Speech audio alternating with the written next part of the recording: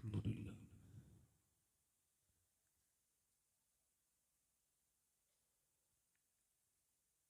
अल्हम्दुलिल्लाहि रब्बिल आलमीन वस्सलातु वस्सलामु अला अशरफिल अंबिया'i वल मुरसलीन अम्मा बअद फ़अऊज़ु बिल्लाहि मिनश शैतानिर रजीम बिस्मिल्लाहिर रहमानिर रहीम लक़द कान लकुम फ़ी रसूलिल्लाहि उस्वतुन हसनह सदक़ल्लाहुल अज़ीम। क्या बात रज़ा उस चमनिस्ताने करम की, ज़हरा है कली जिसमें हुसैन और हसन फूल। तेरी सरकार में लाता है रज़ा उसको शफी, तेरी सरकार में लाता है रज़ा उसको शफी, जो मेरा गौस है और लाडला बेटा तेरा। मोहब्बत के साथ बारगाह रिसालत में दुरूद पाक का नजराने अकीदत पेश कीजिए। पढ़िए अल्लाहुम्मा सल्ली अला।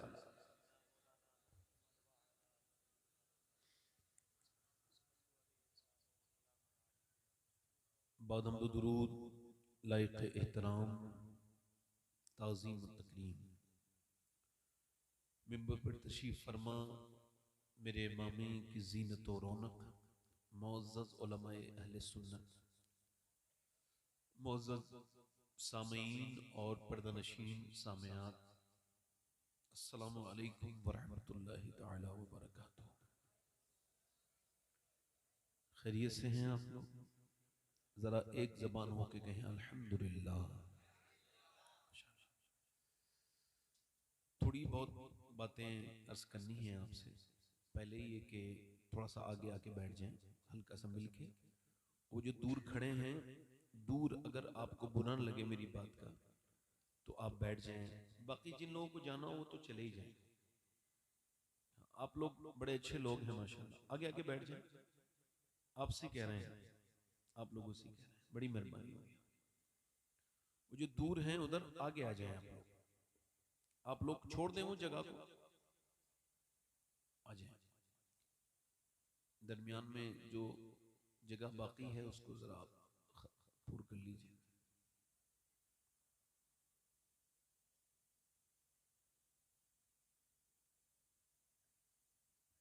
बहुत ज्यादा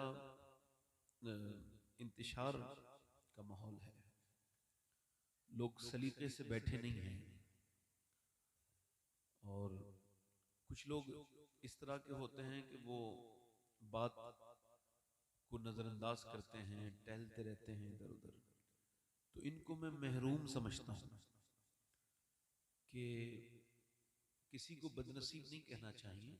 अलबत्ता कम नसीब जरूर होगा वो आदमी जो हुजूर की महफिल में यहाँ पर, जो कि जन्नत की क्यारी है, यहाँ पर अल्हम्दुलिल्लाह ये जन्नत की क्यारी है। यहाँ पर हुक्म है कि जब आओ तो कुछ अल्लाह का जिक्र करो, कुछ बैठो, कुछ अपनी आखिरत के बारे में सोचो। कितना कम नसीब है वो शख्स जो आ तो गया है मगर यहाँ बैठने की तौफीक नहीं है। इसका मतलब ये महफिल में वही आते हैं जिन्हें हुजूर बुलाते हैं। हुजूर बुलाते हैं तभी बंदा महफिल में हुजूर की, और हुजूर अगर बुलाते हैं तो खाली हाथ नहीं भेजते, फिर झोलियां भी भर के भेजते हैं हुजूर। कोई बात नहीं, आप जबरदस्ती ना करें, कोई बात नहीं। जो जहां अपना कहना काम होता है। माशाल्लाह मुझसे पहले आपने हजरत अल्लामा मोहम्मद अहमद वारसी साहब की बड़ी अच्छी तकरीर सुनी। अभी मुफ्ती साहब ने बड़ी अच्छी तकरीर की नात खानी में। हजरत अजमत भागलपुरी साहब, मतलब मिंबर के लोग सब्र नहीं करते।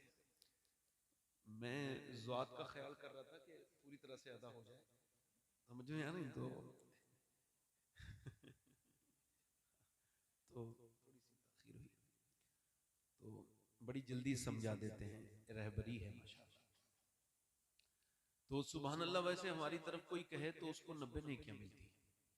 आपके यहाँ नेकियां क्या नहीं मिलती? सुभान अल्लाह। आप तो ऐसे खामोश हैं जैसे आपसे कोई कहेगा तब आप सुभान अल्लाह कहेंगे। देखो, सुभान अल्लाह का मतलब होता है अल्लाह पाक है और उसके कहने से किसी के उस पर फर्क नहीं पड़ता। वो तो पाक है, पाकी करने वाला है।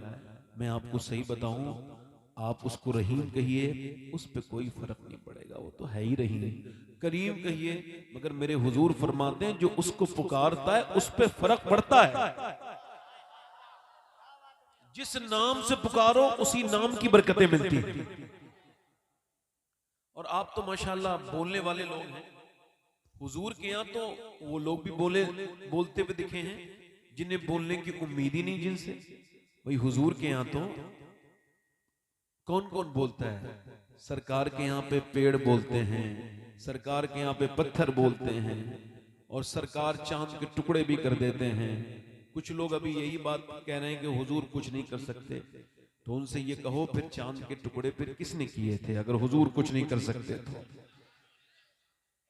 तो आप तो माशाल्लाह बोलना भी जानते हैं। हजरत अबू सुफियान कहते मैं ईमान नहीं लाया था उस वक्त। कहते मैं शिकार के लिए गया था, तो हुदूद हरम एक जगह है मक्के में, हुदूद है, मतलब वहां अगर एक नेकी करो तो 1 लाख के बराबर होती है। वो कहते हैं अबू सुफियान कि मैंने देखा, मैं ईमान नहीं लाया था उस वक्त, कि एक बकरी पर भेड़िए ने हमला किया है। हमला थोड़ा सख्त था, मगर बकरी बड़ी समझदार थी। वो तेज दौड़ी और दौड़ते दौड़ते हुदूद हरम में दाखिल हो गई। यानी काबे की हद में जो हुदूद हरम है, जब ये हजर अस्वद आया था ना जन्नत से, तो इतना चमकता था, जहां जहां इसकी चमक पहुंची अल्लाह ने उसे हुदूद हरम बना दिया। तो हुदूद हरम में ये बकरी जोर से चली, और जब ये जोर से चली तो पीछे इसके भेड़िया चला, मगर भेड़िए ने जब देखा कि वो हुदूद हरम में दाखिल हो गई तो उसने पीछे को पांव कर लिए, अपने शिकार करने का इरादा तर्क कर दिया। हालांकि जानवरों पर हरम में शिकार करने की पाबंदी नहीं है, मगर फिर भी जानवर पीछे हट गया। जैसे ही वो पीछे हटा, कहते मैंने अपने साथी से कहा देखो ये भेड़िया है और भेड़िया होके हरम का एहतराम कर रहा है, ये शिकार से पीछे हट गया। कहते भेड़िए ने मेरी तरफ देखा और कहा अबू सुफियान तुझे इस बात पे हैरत है कि मैंने ये हुदूद हरम का शिकार छोड़ दिया, और मुझे इस बात पे हैरत है कि जंगल के सारे जानवर आमना के लाल को अपना नबी मान चुके हैं, तू इंसान हो के नहीं।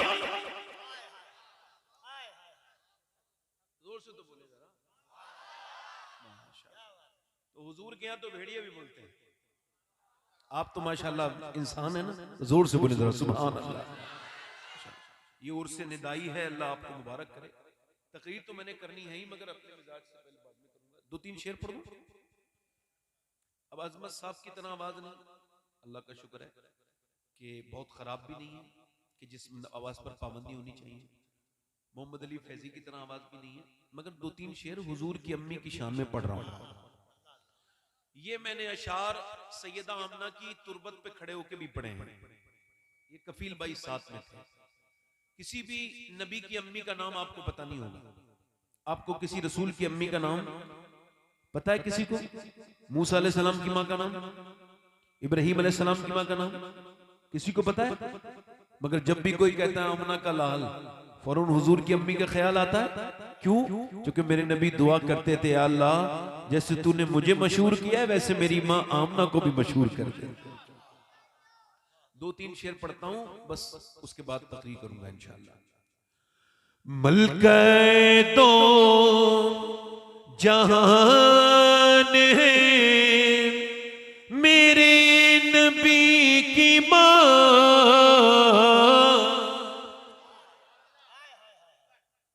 मलके दो जहान है मेरे नबी की माँ, मलके दो जहान है, मलके दो जहान है मेरे नबी की माँ, मलके दो जहान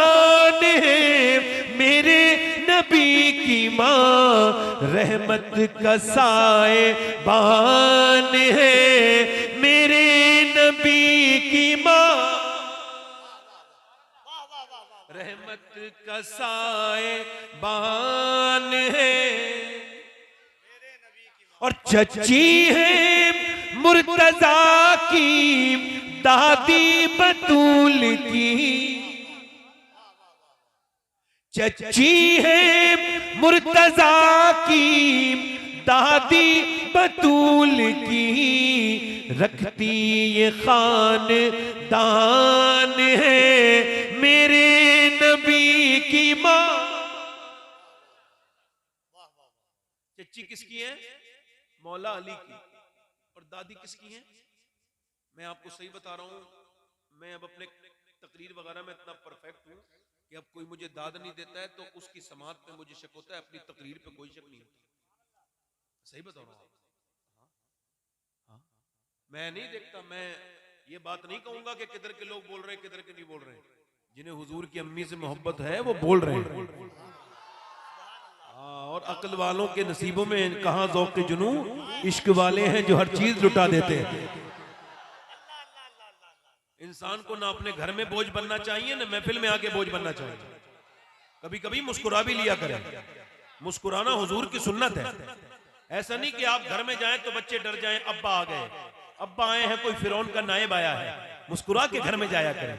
ये जो मुस्कुराता नहीं ना आदमी, ये अपने घर में जाए तो वहां भी माहौल खराब हो जाता है, और मुस्कुराने वाला अगर कहीं और भी जाके बैठे तो वहां भी माहौल अच्छा कर देता है। चच्ची किसकी है? सैयदा।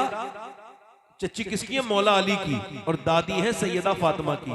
है रखती ये खानदान है। आप कहेंगे मेरे नबी की माँ। एक शेर और पढ़ता हूं। सब लोग अपनी अम्मी को क्या कहते हैं? अम्मी जान। क्या कहते हैं? जल्दी बोलो, क्या कहते हैं? और अम्मी जान होती भी है। जो जान निछावर करते बच्चों पे वही तो जान है। जो आफते जान बन जाए, जान के लाले पड़ जाए, वो थोड़ी जान है। ये जो लफ्ज दूसरी जगह इस्तेमाल होता है वो आफते जान के मुतरादिफ है। असल जान माँ होती है। सबकी माँ सबकी क्या है? बोलो अम्मी। ये शेर समाप्त करें। कहते हैं अपनी माँ को सब बच्चे अम्मी जान, कहते हैं अपनी माँ को सब बच्चे अम्मी जान, सोचो कि किसकी जान है मेरे नबी की माँ। नारे तकबीर, नारे रिसालत, जिक्रे सोचो। अब आखिरी शेर पढ़ता हूँ। सोचो तो किसकी जान है। ये गैर मुस्लिम लोग जो है ना, ये बदअकीदा, ये कहते हैं हुजूर की अम्मी मुसलमान नहीं थी। ये कहते हैं ना ये लोग, मगर हम सुन्नी क्या कहते हैं? आशिक रसूल, औलिया के मानने वाले, वो तो कहते हैं मुसलमान नहीं थी हुजूर की अम्मी। हम कहते हैं, आखिरी शेर पढ़ रहा हूं। जुल्फों से लेके पाँव के नाखून की नोक तक, जुल्फों से लेके पाँव के नाखून की नोक तक, ईमान ही ईमान है मेरे नबी की माँ। नारे तकबीर, नारे रिसालत, फैज़ाने गौसे आज़म हुजूर सैयदी शबात मियां साहब क़िबला, उनसे निदाई, बैठे बैठे इको कम करें भाई। फैज़ाने निदाई जनाबे कारी मोहम्मद अली फैजी, सुभान अल्लाह। मोहम्मद अली फैजी साहब खुला तशरीफ लाए। अब मुकम्मल हो गया जलसा, अब किसी को आना नहीं है। मैं उन पीर लोगों से बड़ा डरता हूं भाई, बुरा ना मानना, जो बिल्कुल मेन वक्त पे आते हैं। ये पहले आराम से बातें आते करते रहते हैं, पान वान खाते रहे, जो भी करना है इनको, और जब इनको लगा कि ये मुकर्रिर तकरीर बीच में कर रहा है, अच्छी हो रही है, तो न जाने कौन सी नियत से आते हैं। क्योंकि दीन का काम को तो नुकसान ही होता है। मुझ पे इतना भारी पड़ता है कि फिर से तकरीर शुरू करनी पड़ती है। अच्छा, ये पहले से आगे नहीं बैठेंगे, ये बीच में आएंगे। अल्लाह ताला इनको सलामत रखे, हमारे मशाइख को। बड़ी अच्छी अच्छी आदतें हैं इनके अंदर, याद रखी जाएंगी। पीर साहब अपने साथ भी लेके आते हैं एक आदमी को, वो तकरीर करके बताता है हजरत ये है, मतलब आप बताइए जरा, ये अजीब सी मसला चल रहा है। अल्लाह ताला इससे बचाए लोगों को। असल में मौला अली ने फरमाया ये जो अपनी तारीफ सुनना है ये रूह की बीमारी है। काहे की बीमारी है ये? हाँ, अपनी तारीफ सुनना। खैर को कम करें भाई, तकरीर शुरू कर रहा हूं। मोहम्मद अली साहब तशरीफ ले आए, अजमत साहब बैठे हैं, को और कम करें, आवाज थोड़ा सा नॉर्मल करें। तकरीर शुरू कर रहा हूं। तकरीर का मैंने अपने आप ही ये उन्वान तय किया है कि इंसान को अल्लाह ने क्यों पैदा किया है। ये एक सवाल है। इस सवाल का जवाब जिसको भी मिल गया बस वो कामयाब हो गया। जिसने इस सवाल पर जवाब पाकर अमल शुरू कर दिया, इंसान क्यों पैदा किया गया है, ये एक सवाल है। आपकी वॉशिंग मशीन, आपका फ्रिज, आपकी गाड़ी, आपकी कार सब बामकसद हैं, तो इंसान जैसी अजीमुशान मखलूक ये क्या बेमकसद पैदा की गई? ये क्यों है दुनिया में? इसको क्यों भेजा गया? और इसकी पैदाइश में क्या मकसद है कुदरत का? बेमकसद तो अल्लाह ने इंसान को पैदा नहीं किया। इमाम मालिक फरमाते हैं इंसान दो बार पैदा होता है। एक बार मां के पेट से पैदा होता है, एक बार तब पैदा होता है जब वो ये जान ले कि अल्लाह ने उसको क्यों पैदा किया है।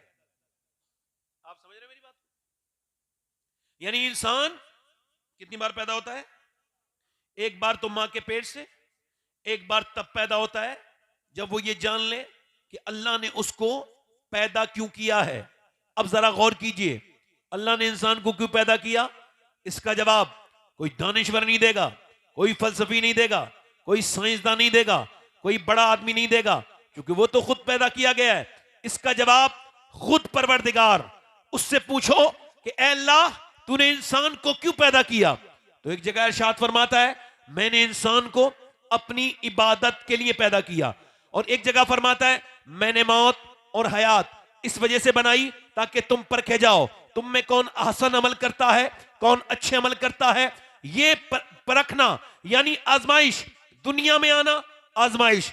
20-25 साल तो अपनी मर्जी से जिए नहीं, उसके बाद जब होश संभाला तो फिर होश रहा नहीं, कमाने खाने में लग गए, ये समझे ही नहीं अल्लाह ने इंसान को क्यों पैदा किया।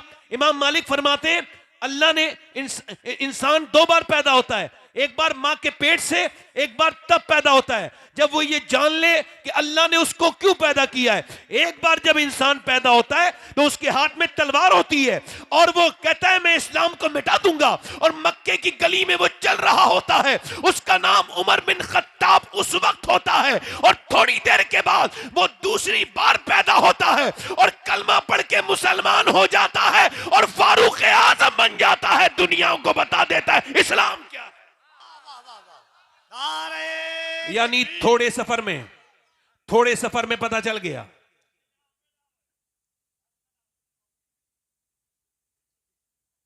किसी भी बेवकूफ के माथे पे नहीं लिखा होता है वो बेवकूफ है। हरकतें बताती हैं ये आदमी मादरजात बेवकूफ है। किसी भी जाहिल के माथे पे नहीं लिखा होता, हरकतों से पता चलता है ये जाहिल है, इलिटरेट पर्सन है। ये उस हिसाब का जाहिल है जिसके लिए किताबें नहीं बनी। आप मेरी बात समझिए, इंसान दो बार पैदा होता है, एक बार तो मां के पेट से, एक बार तब पैदा होता है जब वो ये जान ले कि अल्लाह ने मुझे क्यों पैदा किया है। खाने के लिए जानवर बहुत हैं, पीने के लिए जानवर बहुत हैं, सोने के लिए जानवर बहुत हैं। मौलाए कायनात मौला अली इरशाद फरमाते हैं जिंदगी ठहरने की जगह नहीं है बल्कि सफर की जगह है, आखिरत ठहरने का मकाम है। मौला अली फरमाते हैं ये हयात गुजरगाह है, ठहरने का मकाम आखिरत है।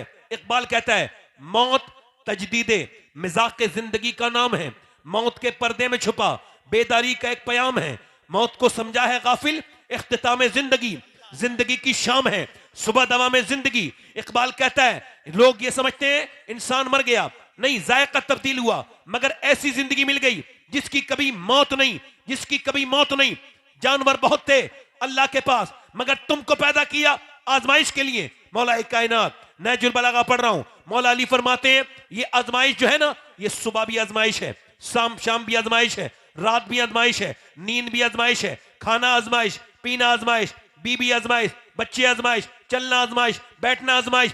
फरमाते हैं हर दिन आजमाइश, नई आजमाइश। और सुने, फरमाते हैं आजमाइश जिंदगी में तब सख्त हो जाती है जब इंसान जिंदगी को आसान समझने लगता है। वो जब इसको आजमाइश नहीं समझता, यानी फजर का वक्त है, आदमी सो रहा है, सोते सोते उसको अजान की आवाज आई, अब ईमान कह रहा है उठो और नमाज पढ़ लो, आजमाइश शुरू है। नफ्स कह रहा है नहीं नहीं आराम करो, अभी सर्दी बहुत है, बाहर निकलोगे और ठंडे हाथ में ठंडा हाथ पानी में डालोगे, गरम गरम अपने हाथ, तो एकदम तुमको जो है ना ठंड लग सकती है। वो डरा रहा है, नफ्स डरा रहा है, मगर ईमान कहता है उठ।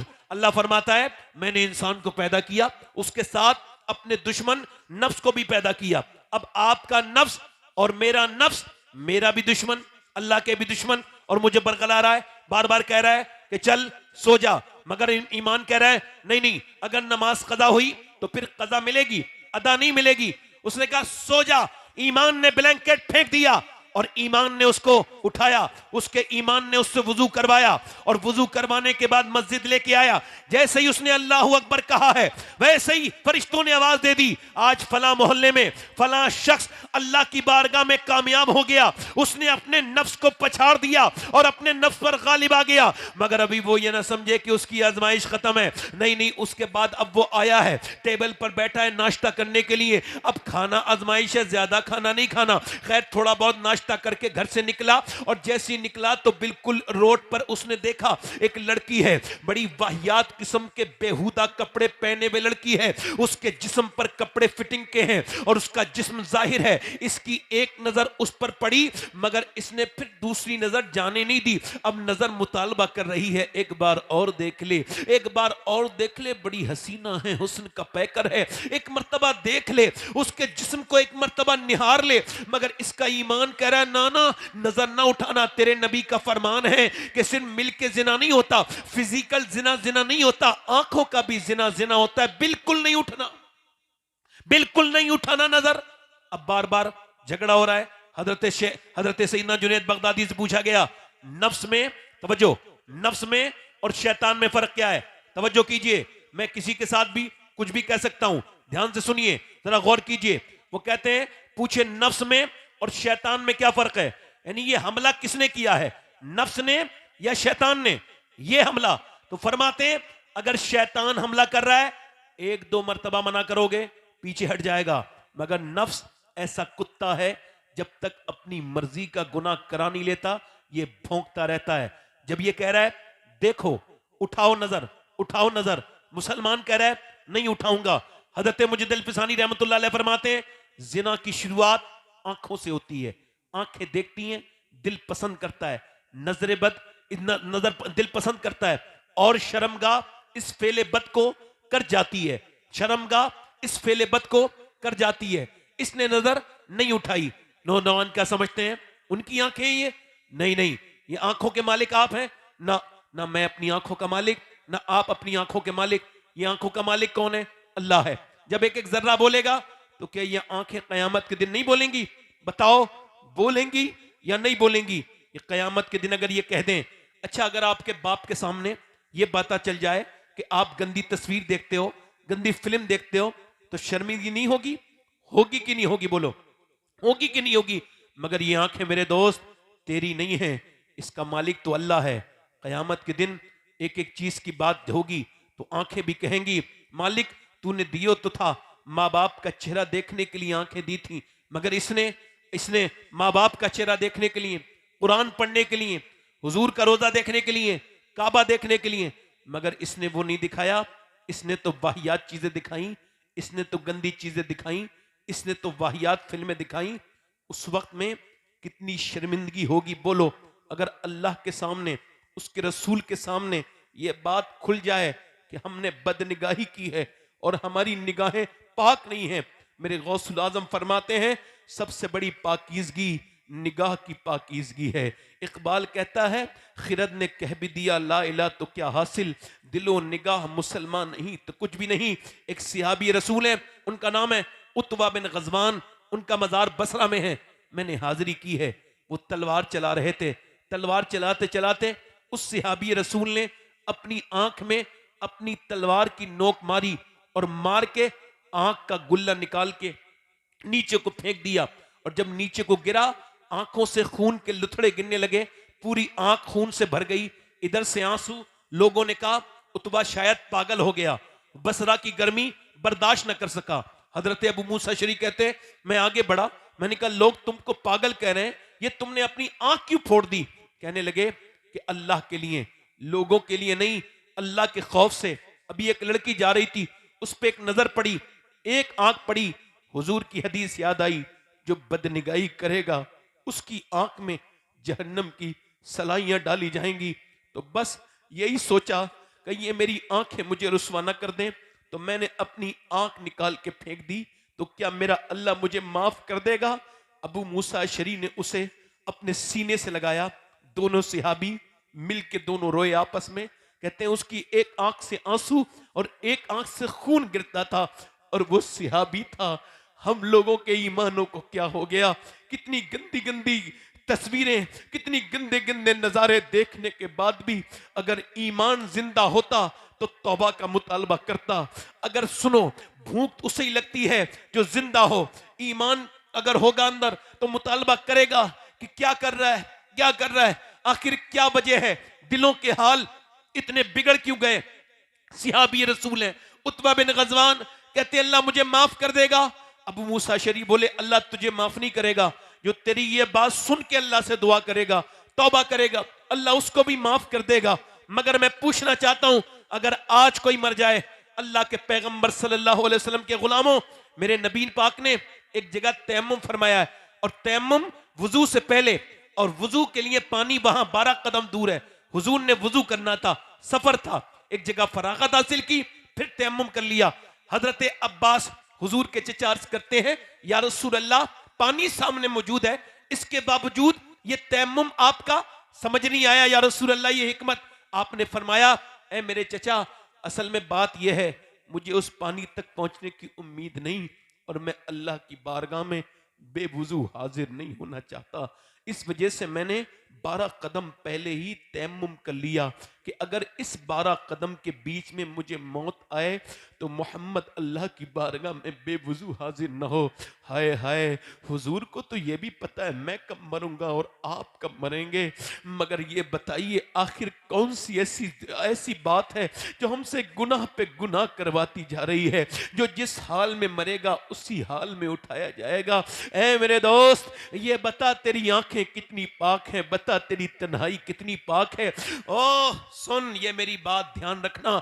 इमाम गजाली फरमाते हैं जिसका दिल जितना साफ होता है वो उतना ही कुरान पढ़ता है। आखिर क्या बात है कि आप पढ़े हुए हो, हाफिज भी हो, उन्हें कह रहा हूं जो नहीं पढ़ते उनसे ही कह रहा हूं, आखिर वजह क्या है कि फेसबुक पे 3-3 घंटे देख लेते हो, मगर 20-25 मिनट में तुम एक सिपारा पढ़ सकते हो, एक भी कुरान का सिपारा नहीं पढ़ते। बोलो, तुम कुरान खोल के नहीं देखते, तुम्हारा दिल कुरान में नहीं लगता, इसका मतलब दिल उजड़ चुका है, ऊपर की बातें रह गई हैं। ऐसी बातें तो कोई भी करता है, जब दिल में ये बात ही नहीं आई। इमाम आजम अबू हनीफा 1 महीने में 60 कुरान खत्म करते थे। गौसुल आजम शेख अब्दुल कादिर जीलानी 1 महीने में 60 कुरान खत्म करते थे। फरमाते हैं गौसुल आजम, एक बार मैं मस्जिद में चल रहा था, अचानक मेरे नफ्स ने मुझसे कहा आज तो आराम कर ले। फरमाते हैं मैंने एक टांग पे खड़े होकर पूरा कुरान पूरी रात में खत्म कर दिया।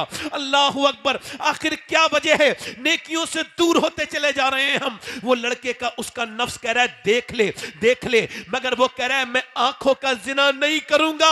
उसको लड़की निकल गई और उसने शेर पढ़ दिया, या इलाही रंग लाए जब मेरी बेबाकियां उनकी नीची नीची नजरों की हया का साथ हो। ए मेरे नौजवानों, आज से अपनी आंखों को इतना पाक कर लो कि अगर तुम्हें नौजवानी में ही मौत आ जाए और कब्र में जाओ और जब नबी का दीदार हो जाए तो तुम आंखें नीचे को ना झुकाओ, ये सोच के कि या रसूल अल्लाह कैसे देखूं, अभी तो गंदी तस्वीरें देख के आया हूं। ऐसी पाक आंखें करके जाओ कि तुम कब्र में जाओ, नबी का दीदार हो और तुम ये कहने लगो कब्र में लहराए हैं ताहशिर चश्मे नूर के, जलवा फरमा हो गई तलत रसूलुल्लाह। नारे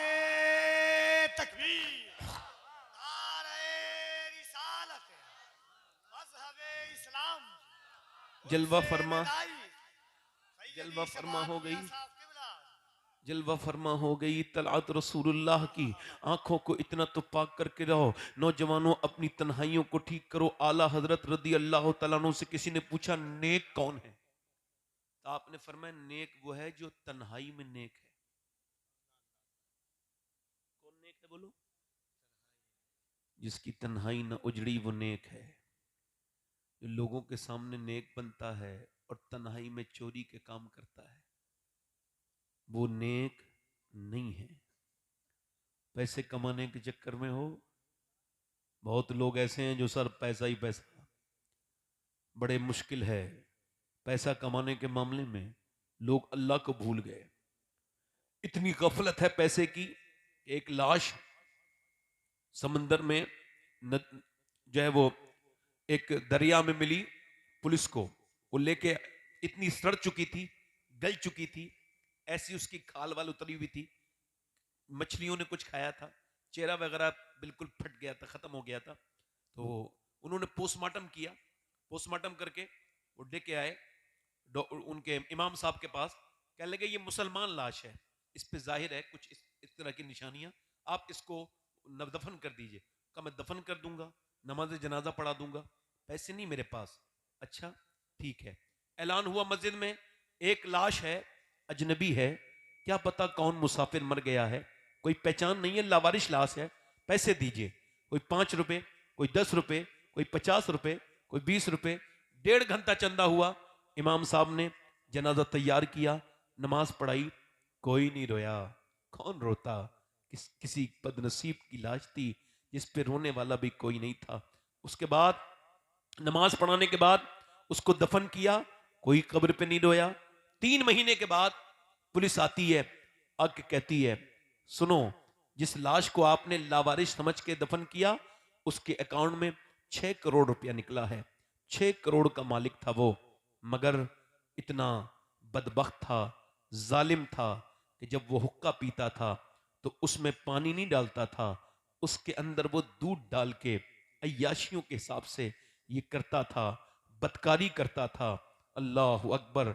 एक आदमी को किसी ने देखा कि वो, किसी बुजुर्ग ने देखा एक आदमी को कि उसकी, अल्लाह अकबर, वो कहते हैं कि अब जरा गौर करें, वो कहता है बड़ी पैसे थे उसके पास मगर बर्बाद हो गया, किसी लायक नहीं बचा, किसी लायक नहीं बचा। कैसी जगह मरा है, अपने पैसे का कफन भी नहीं ले पाया, कैसा गरीब होके मरा। किस बात का घमंड है, किस बात का गुरूर है? क्या पता कहां मरो, क्या पता कहां मौत आ जाए, क्या पता कहां लाश निकले, कहां से जनाजा निकले। अल्लाह अकबर। मेरा अल्लाह फरमाता है अल्लाहुम्मुत्तकासुरु हत्ता ज़ुरतुमुल मकाबिर कल्ला सौफ़ा तालमून थुम्मा कल्ला सौफ़ा तालमून। अल्लाह फरमाता है तुम्हें गाफिल रखा माल की ज्यादा तलबी ने, यहां तक कि तुमने कब्रों के मुंह देख लिए। फिर कहता है कल्ला सौफ़ा तालमून, हाँ जान जाओगे। फिर उसी बात को दूसरी बार कहता है, मगर सुम्मा इरशाद फरमाता है और कहता है कल्ला सौफ़ा तालमून सुम्मा कल्ला सौफ़ा तालमून। जैसे ही समझाता ना, समझा रहा हूं फिर बता रहा हूं, हाँ जान जाओगे, फिर जान जाओगे। ये दौलतें, ये पैसे, ये शोहरत, ये नाम, ये फेम, ये प्रोडक्ट, ये घर, ये मकान, ये महफिलें, ये रंगतें, ये तेरी आशाइशें, ये तेरे आराम, ये तेरी सारी चीजें फना हो जाएंगी मेरे दोस्त। ना जाने कितने अमीरों को जलील कर दिया वक्त ने। वक्त ने किसी को छोड़ा नहीं, और जो वक्त को बर्बाद कर रहा है, वक्त से ज्यादा घमंडी कोई नहीं है। वक्त इतना घमंडी है, जो वक्त को बर्बाद करता है वक्त उसको बर्बाद कर देता है। ये वक्त ऐसी चीज है जिसने इसका इस्तेमाल सही कर लिया, बस वक्त तलवार है। इमाम शाफई फरमाते हैं वक्त तलवार है, इसे हाथ में ले लो, इससे कुछ काट लो वरना ये तुमको काट देगी, इससे तुम कुछ काट लो वरना ये तुमको काट देगी। वक्त वो तलवार है, वक्त वो तलवार है। मेरे हुजूर फरमाते हैं जन्नती जन्नत में भी हसरत करेंगे अल्लाह की नेमतें देख के। अर्ज की या रसूल अल्लाह, जन्नती क्या अफसोस करेंगे? का वो ये कहेंगे ऐ अल्लाह तूने हमें जन्नत दी मगर हमने अपना वक्त खराब किया इधर उधर। काश जिस वक्त में हमने खराब किया फालतू, उस वक्त में तुझको याद कर लिया होता, तेरा जिक्र कर लिया होता। एक पड़ोसी मुल्क का लड़का गाना गाता था, अच्छा गाना गाता था। वैसे गाना अच्छा होता नहीं है, मैं समझाने के लिए कह रहा हूं। गाना गाता था, अच्छा गाना गाता था, मशहूर हो गया। 16 साल की उम्र में मर्सिडीज जीत गया, BMW जीत गया, फरारी उसके पास, इतनी गाड़ियां का शौकीन, पूरी दुनिया में गाना गाने जाने लगा, वर्ल्ड टूर किया, वर्ल्ड फेमस हो गया। अलग अलग जगह उसके जो है वो अलग अलग जगह महफिलें कर रहा है, गाने की गाना गा रहा है।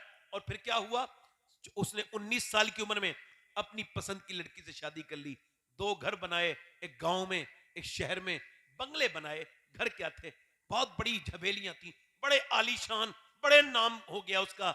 मगर 24 साल की उम्र में गाना गा रहा था लंदन में, गाते गाते बेहोश हुआ, गिर गया, अस्पताल में गया, सारा नशा झड़ गया, सारा तकब्बुर झड़ गया, सारा गुरूर झड़ गया, सारी शोहरत चली गई। शोहरत पे गुरूर करने वालों, जब अस्पताल में उसने पूछा मुझे क्या हुआ है, डॉक्टर ने कहा तेरे दोनों गुर्दे फेल हो गए, अब तू डायलिसिस पे आएगा। डायलिसिस क्या होता है, कभी सोचा? ये नस है, नस, ये नस, यहां से पूरा खून निकाला जाता है। एक लड़के की नस फड़क रही थी उत्तराखंड में, मैंने पूछा ये क्या हुआ, कहने लगे सैयद साहब मेरे बाप ने जमीन भी बेच दी, मकान भी बेच दिया, और हमारा घर भी बिक गया, सब कुछ बिक गया, और मेरे बाप ने अपने गुर्दे भी मुझे दिए, मगर मैं फिर भी ठीक ना हो सका, मेरे दोनों गुर्दे खराब हैं। कभी सोचा आपने कि जाओ लखनऊ अस्पताल में, गुर्दों के मरीज मिलेंगे, इंसान, जानवर नहीं, गुर्दों के मरीज, और वो कहते हैं गुर्दों की अहमियत उनको पता है। हम में से कोई ऐसा बैठा भी नहीं होगा जिसने 2 रकअत नमाज पढ़ी हो, अल्लाह मेरे गुर्दे खराब नहीं हुए, तेरा शुक्र है मेरे मालिक, मेरे गुर्दे आज तक ठीक हैं, तेरा फजल है। कभी कहा अल्लाह से?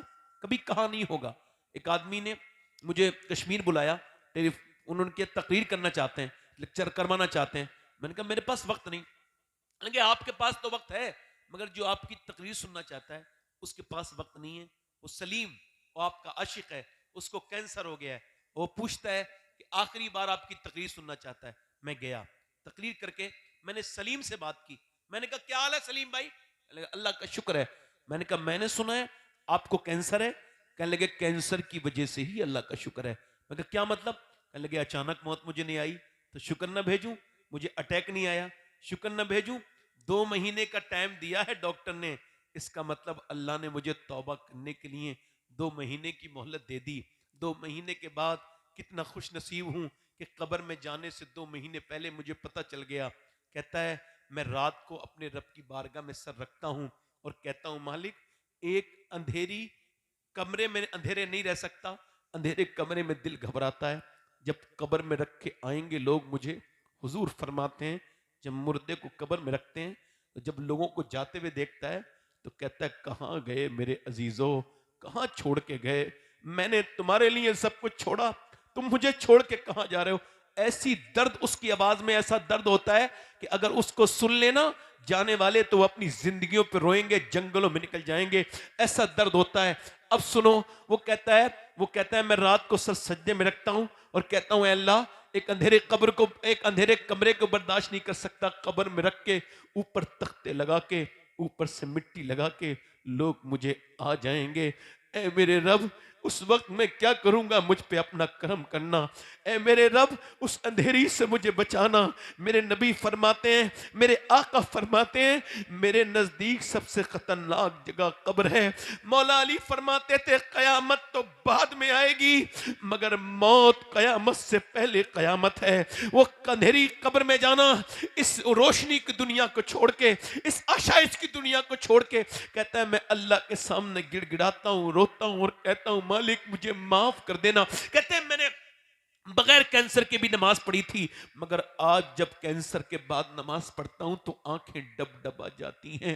पहले क्या नमाज थी, जाता था आ जाता था, न कभी सर रुका, न कभी सजदे का मजा आया। मगर जब से कैंसर हुआ है बड़े मजे के सजदे हैं। कभी सरवा सजदा जो मैं हुआ कहीं तो जमीन से आने लगी सदा, तेरा दिल तो है सनम आशना, तुझे क्या मिलेगा नमाज में। एक 80 साल का बूढ़ा अस्पताल में जाता है, उसको 1.5 दिन सांस लेने में दिक्कत थी, 1.5 दिन ऑक्सीजन लगा, ठीक हो गया। अस्पताल में 90,000 का बिल आया। डॉक्टर ने कहा क्या पैसे ज्यादा हैं? रो क्यों रहे हो? रोने लगा। क्या पैसे ज्यादा नहीं लग रहे डॉक्टर साहब, अल्लाह ने इतना नवाज रखा है, पूरा अस्पताल खरीद सकता हूं। कहा फिर रोते क्यों हो? कहा रो इस वजह से रहा हूं, आपके अस्पताल में आपकी इस मशीन से 1.5 दिन सांस लिया तो आपने 90,000 का बिल बिठा दिया। मैं 80 साल का बूढ़ा अल्लाह की हवाओं में सांस ले रहा हूं। मैंने कभी सोचा ही नहीं कि सांस लेना कितनी बड़ी अल्लाह की नेमत है। जाओ ऑक्सीजन से लगे हुए लोगों को देखो। देखो शेख सादी कहते हैं मैं चल के जा रहा था, मेरे पाँव के जूते टूट गए। कहते हैं टूट गए पाँव के जूते तो पैरों में चल पड़ गए छाले, तो फिर जब छाले पड़े तो उसके अंदर जो है जख्म बन गए। मैं सजदे में गिर गया और मैंने कहा अल्लाह इतना तो दे दे कि जूते खरीद लूं। कहते हैं अगले मोड़ पे बुरा हूं तो एक आदमी था, उसके दोनों पाँव नहीं थे। मैं बोला ऐ अल्लाह मुझे माफ कर दे, मेरे पास दोनों, उसके पास दोनों पाँव तो हैं, मेरे पास दोनों पाँव तो हैं, उसके पास तो पाँव नहीं है। ऐ अल्लाह के बंदो, तुमने गुर्दों का इलाज करने वालों को लाखों दे दिए, दिल का इलाज जिसने अल्लाह ने तुम्हें गुर्दे दिए उसे सजदे भी नहीं करते, उसके सामने तुम झुकते भी नहीं, उससे कहते भी नहीं मालिक तू हमारा करीम रब है। कभी तुमने शुक्र नहीं अदा किया अपने गुर्दों का, कभी अपनी सेहत पे शुक्र नहीं अदा किया। सिर्फ दौलत दौलत के चक्कर में आगे को लोग लगे रहते हैं। ओ मेरे भाई, ओ मेरे अजीज, मेरी तरफ देख, मैं तुझसे कहता हूं, कभी तूने सोचा कि इंसान, वो डॉक्टर कहते हैं कि इंसान की नाक है, नाक के अंदर एक सुर्ख रग है, ये रग नाक से निकल के दिमाग तक जाती है, और दुनिया की ये रग वो है कि बदबू खुशबू सुंघवाती है मर्द औरत को, नाक में अंदर है, और वो दूरबीन से दिखाई देती है। सुर्ख रंग की रग यहां से जाके दिमाग तक जाती है, और दुनिया की कोई मेडिकल साइंस मिलके भी ऐसी रग नहीं बना सकती जैसी अल्लाह ने हर इंसान के दिमाग में बनाई है। यानी पूरी दुनिया का साइंस मिलके भी ऐसी रग नहीं बना सकता। तभी तो मैं कहता हूं कि साइंस से मेरा कोई झगड़ा नहीं। साइंस किताबे तहकीक है, कुरान किताबे तखलीक है। साइंस कहता है कि सूरज चांद 1.25 लाख मील दूर है और सूरज इतने लाख करोड़ मील दूर है, मगर साइंस ये कहता है कि जमीन इतनी चौड़ी है और इतना बड़ा आसमान है, मगर साइंस ये नहीं कहता कि आसमान उसने बनाया है, ये जमीन उसने बनाई है। यहां तक कि लोगों ने खुदाई के दावे भी किए, मगर किसी ने ये नहीं कहा कि उन्होंने जमीन बनाई या आसमान बनाया। वो अकेला मेरा रब है जो कहता है ये जमीन भी मैंने बनाई है, आसमान भी मैंने बनाया है। जमीन का बनाने वाला भी मैं हूं, आसमान का बनाने वाला भी वो है। अब जरा गौर करें आप, ये जिंदगी अल्लाह ने तुमको क्यों दी? सिर्फ खाने पीने के लिए? वो लड़का मरने के करीब चला गया, उसका नाम असत्ता गाना गाने वाला, बिल्कुल उसकी जमीन बिकी, घर बिके, सब कुछ, पैसा पैसा सब लग गया, बिल्कुल मौत के करीब। बीबी ने उसको देखा रो रहा है, कहा क्यों रोता है? कहा रोता है इस वजह से हूं कि अल्लाह ने आवाज दी, मैंने गाने गाए, गाने गाए, गाना सुनने वाले लोग, मेरे साथ फोटो खिंचाने वाले लोग, मेरी शोहरत से मजे लेने वाले लोग आज मेरा साथ छोड़ गए। मेरे बच्चे यतीम हो जाएंगे, तुम बेवा हो जाओगी। बस यही कह रहा हूं, अल्लाह ने आवाज दी, गाने गाए, तो गाने वालों ने मुझे आज छोड़ दिया।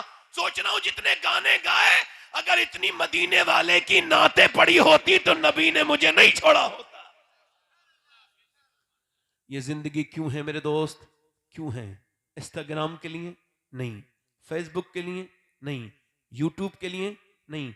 8-8 घंटे हमारे नौजवानों का स्क्रीन टाइम है। बैठ के रातों में इधर उधर मोबाइल देखने वालों और देखने वालियों, ये जिंदगी ना यूट्यूब के लिए, ना इंस्टाग्राम के लिए, ना फेसबुक के लिए, ना किसी दुनियादार के लिए, ना दुनिया में बैठने के लिए, ना इधर उधर बातें करने के लिए, ना मोबाइलों पे बात करने के लिए। क्यों है जिंदगी ये जिंदगी क्यों है? बरेली से आवाज आई, जिंदगी ये नहीं है सभी के लिए, जिंदगी है नबी की, नबी के लिए। ना समझ मरते हैं जिंदगी के लिए, जीना मरना है सब कुछ नबी के लिए। ये तो 100 साल के बाद पोते ने कहा, इससे बड़ी बात 100 साल पहले दादा ने कही थी। पोते ने कहा था जिंदगी है नबी की, नबी के लिए। दादा बोले जमीनो जमा तुम्हारे लिए, मकीनो मकान तुम्हारे लिए, जुनीनो जना तुम्हारे लिए, बने तो जहां तुम्हारे लिए, हम आए यहां तुम्हारे लिए, उठे भी वहां तुम्हारे लिए, उठे भी वहां। जिंदगी क्यों है बोलो? अल्लाह की इताअत के लिए, हुजूर से मोहब्बत के लिए, शरीयत की पाबंदी के लिए। छोटी सी जिंदगी में शरीयत की पाबंदी करनी है, ठीक है, मगर अब पाबंदी ना मां कर रही, ना बेटा कर रहा, पूरा घर परेशान है, मुआशरा सब परेशान है। नारे आरे लगाने से होता कुछ नहीं जब तक अमल ना करे बंदा। 90% लोगों की शिकायतें हैं कि उनके बच्चे उनका कहना नहीं मानते, है नहीं शिकायत? है अम्मा का नहीं मानते, अब्बा का नहीं मानते। ऐसा नहीं मुसलमानों का, ये गैर मुस्लिमों में भी, सब में। क्यों नहीं मानते बच्चे बात? आखिर वजह क्या है? अभी कर्नाटक में एक बच्चा पागल हो गया, 6 साल का बच्चा था, 6-7 साल का। उसको डॉक्टर के पास, तो वो मोबाइल देख के पागल हुआ था। तो उससे उसने पूछा डॉक्टर ने कि ए भाई, बात कौन कर रहा है आपस में? बात ना करो भाई, थोड़ा सा खामोश रहो। ये जो बिल्ले जिन लोगों के लगे होते हैं ना, ये जलसे का माहौल अक्सर खराब करते हैं। ये लोग ये समझते हैं कि हम बिल्ले वाले लोग हैं और हमको अथॉरिटी है, कहीं भी जाएं, कहीं भी उठें, कुछ भी करें। ऐसा नहीं है। बिल्ले बिल्ले इनके अलग रखो और बैठने के बैठो, वरना कोई इंतजाम की जरूरत नहीं। मेरी तकरीर खुद ही इंतजाम है। अब किसी इंतजाम की जरूरत है? इतनी सख्त में आप बैठे हैं, ऊपर भी आपके कुछ नहीं है, फिर भी आप बैठे हैं, तो ये हुजूर की बरकत ही तो है। बात भी, रात भी काफी हो गई माशाल्लाह। थोड़ी देर और बोलूं या खत्म कर दूं? बोलो। दिल लग रहा आप लोगों का? नहीं लग रहा है? सुनो, बात ना करो भाई आपस में। तो वो बच्चा जो था ना, 6-7 साल का बच्चा, अब वो रो रहा है। उसके माँ बाप पूछ रहे हैं, उसका डॉक्टर पूछ रहे हैं, तेरी माँ कौन है? कह लगे मोबाइल के अंदर है। ये हंसने की बात नहीं, ये अफसोस की बात है। वो पागल हो गया, इतना गेम खेला, दिमाग खराब हो गया। अब वो पूछ रहा है, तेरी माँ कहाँ है? मोबाइल के अंदर। बाप कहाँ है? मोबाइल के अंदर। अब औरत कह रही है, हाय बर्बाद, हाय मेरा बेटा। बाप कह रहा है, हाय मेरा बेटा पागल हो गया, एक ही बेटा था। अरे यार, ये क्या हुआ? ये क्या हुआ बताऊं? जानवर का बच्चा पैदा हुआ, बकरी का, भैंस का, काबिल पैदा हुआ, पढ़ा लिखा पैदा होता है, इतना काबिल होता है, पैदा होती अम्मी को भी पहचान लेता है, अब्बा को भी पहचान लेता है, मगर इंसान का बच्चा नहीं पहचानता। इमाम गजाली कहते हैं, जितना इल्म चाहिए जिंदगी जीने के लिए जानवर को, वो अपनी मां के पेट से उतना लेके आता है, मगर इंसान का बच्चा मां को भी नहीं पहचानता। क्यों? इस वजह से जो प्यार करेगी उसे ही मां समझ लेगा, जो दूध पिलाएगी उसे ही मां समझ लेगा। अब जरा गौर करो, आप कोरा कागज है, कोरा कागज है, मोबाइल के हवाले किया था, बच्चा रोया मोबाइल, बच्चा रोया मोबाइल, यही तो फैशन है ना। बच्चा रोया मोबाइल लो, मोबाइल लो, लो मोबाइल लो, लो मोबाइल लो।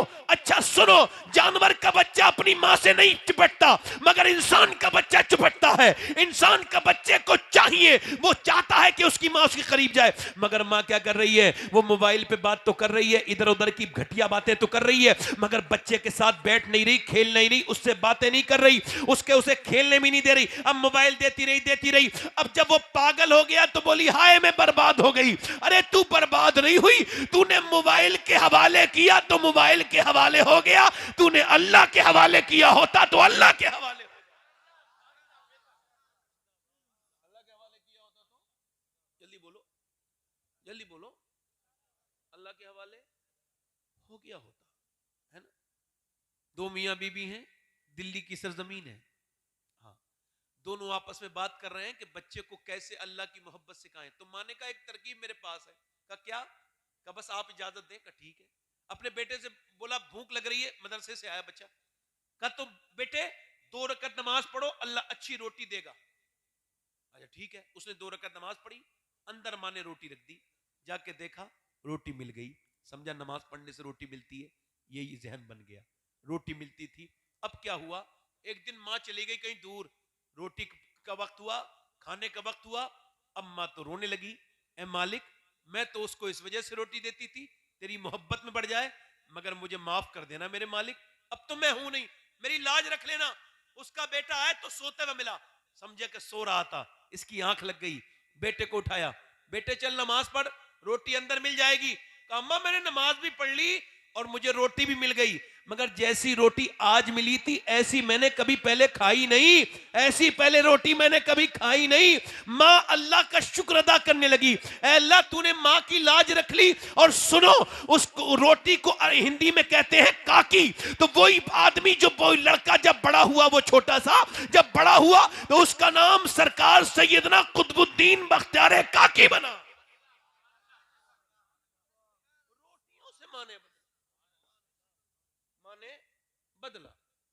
अब मेरी तरफ देखो, मगर फिर भी माँ का एहतराम जरूरी। बाप का एहतराम जरूरी। अर्ज की गई या रसूलल्लाह कयामत कब आएगी? हुजूर ने फरमाया जब लोग अपने माँ बाप के साथ बदतमीजी करने लगेंगे तो कयामत आ जाएगी। नहीं समझे बात? कयामत कब आएगी? जब लोग बच्चे अपनी माँ को आंखें दिखाने लगेंगे, जब माँ को डराने लगेंगे, जब माँ भी डरेगी कहीं मेरी बेइज्जती मेरी बेटी न कर दे, मेरा बेटा न कर दे, जब माँ डरने लगे, ठीक? जब बेटा डरने लगे अपने बाप से, जब बाप डरे अपने बेटे से, जवान से, और कहे कि अगर मैंने इससे कुछ कहा तो मुझ पे हाथ उठा देगा, और लोगों ने अपने बाप को मारा भी है। शाह अहमद नूरानी ने लंदन में तकरीर की मां की अजमत पर। तकरीर करने के बाद निकले तो एयरपोर्ट पर अंग्रेज ने सवाल किया क्या आप आज भी अपनी अम्मी को अपने साथ रखते हैं? तो उन्होंने कहा ना ना, मैं अभी इतना बड़ा नहीं हुआ। रोने लगे कि अपनी माँ को अपने साथ रखूं, आज भी मैं अपनी माँ के कदमों में रहता हूं, मेरी माँ मुझे अपने पास रखती है। यानी ये उल्टी बात है, ये उल्टी बात है कि मैंने अपनी माँ को हज करा दिया। आप अपनी माँ को हज कराएंगे? आप तो खुद हज तभी करने गए जब माँ की दुआएं लगी हैं आपको, मगर आपने इसको समझा नहीं। आला हजरत रज़ी अल्लाह तआला फरमाते हैं कि मैं अपने सारे पैसे अपनी अम्मी को दे देता था और फिर अम्मी से मैं खर्चे के लिए पैसे लेता था। यहां माँ के लिए नहीं है, सबके लिए है। माँ बाप के ऊपर जुल्म है। बुरा ना मानना मेरी बात का, कुछ औरतें इस तरह की तरबियत लेके आती हैं कि आते ही अपने आदमी को अपनी बीबी से अपने आदमी को अपनी माँ से अलग कर देते, उनकी बहनों से भी अलग कर देते। कुछ औरतों कह रहा हूं, जिन्हें बुरा लगेगा उनको ही कह रहा हूं, समझ रही है आपको? एक तो रहम के रिश्ते मुनक़ता करना यह हराम है, जहन्नम में ले जाने वाला काम है। माँ माँ है, बाप बाप है, और इन दोनों का कोई बदला है? भाई उठना बैठना भाई खत्म कर दो भाई, थोड़ी देर सुन लो बैठ के भाई। बड़ा मुश्किल है तकरीर करना, खास तौर से हमारे दीनी जलसों में। कि हम लोगों का नंबर बड़ी रात में आता है जबकि पब्लिक थकने लगती है। हालांकि आज तो जल्दी आ गया है, कल तो 12:30 बजे माइक दिया था। अल्लाह ताला इन्हें समझ अता फरमाए। मैं कह रहा था कि जब माँ बाप के बारे में बीबी ये कहे कि अपने माँ बाप को छोड़ दो या अपनी बहनों को, तो उसको समझाओ, मोहब्बत से काम लो, बहुत हिकमत से काम लो। मगर फिर भी अगर ना समझे तो उससे हाथ जोड़ के कहो आप अपने घर चली जाओ, मुझे आप छोड़ो, क्योंकि अगर आप खुश रहेंगी तो फिर मेरी दुनिया अच्छी हो जाएगी, और अगर मेरे माँ बाप खुश होंगे तो फिर मेरी आखिरत अच्छी हो जाएगी। हालांकि फंस जाता है आदमी, तो उसको यही करना चाहिए कि जहां तक हो सके बीबी की कद्र करे, इज्जत करे, उसकी हर जायज मुतालबे को माने। मगर ये कोई जायज मुतालबा तो नहीं। मालिक बिन दीनार कहते हैं मैं हज करने गया, हज करके बाल मुंडा के, और मैं नहा के, यही हज के बाद होता है, बाल मुड़ाए जाते हैं, एहराम उतारा जाता है, फिर कपड़े पहने जाते हैं। कपड़े पहन के दुआ कर रहा था मिना में, या अल्लाह मेरा हज कबूल कर ले। कहते दुआ करते करते अचानक मुझे नींद आ गई, तो मुझे हातिफे गैब से आवाज आई ख्वाब में, अल्लाह ने सबके हज कबूल कर लिए, मगर मोहम्मद बिन हारून बल्खी का अल्लाह ने हज कबूल नहीं किया। कहते बल्खियों को ढूंढना मुश्किल नहीं था, चूंकि करीब में उनके खैमे थे।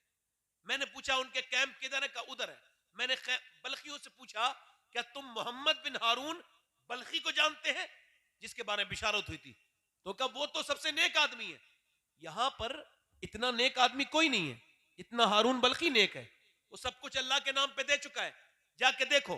कहते मैं गया और मैंने जाके देखा, वाकई में वो नमाज पढ़ रहा था, रो रहा था, और फिर उसने सलाम फेरा तो मुझे देख के बोला अस्सलामु अलैकुम मालिक बिन दीनार।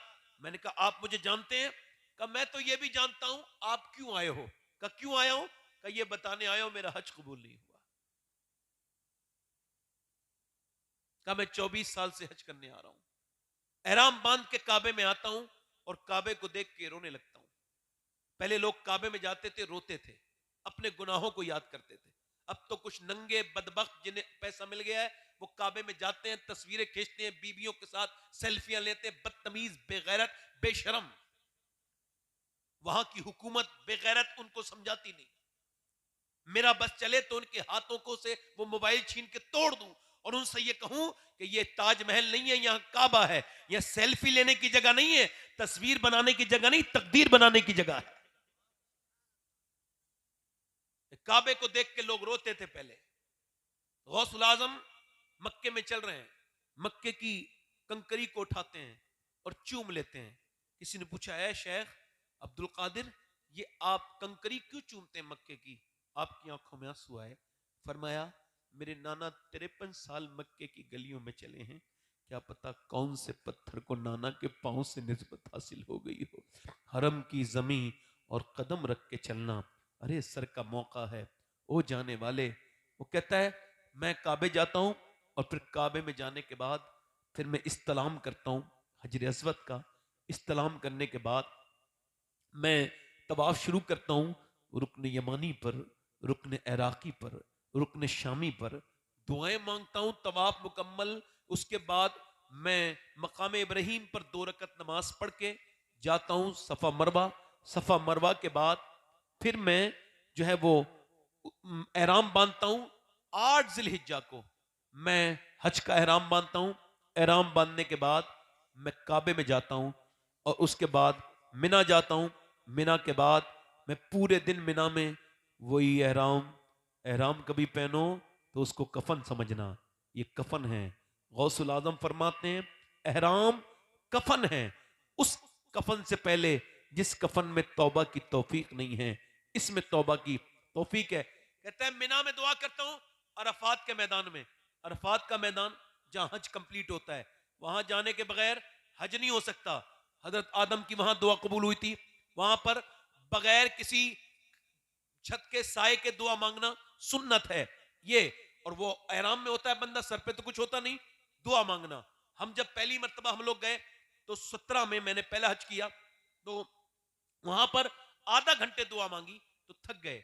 वो आने लगी उन इंसानों को जो है ना, वो चक्कर आने लगे, गिरने लगे लोग, तो हट गए।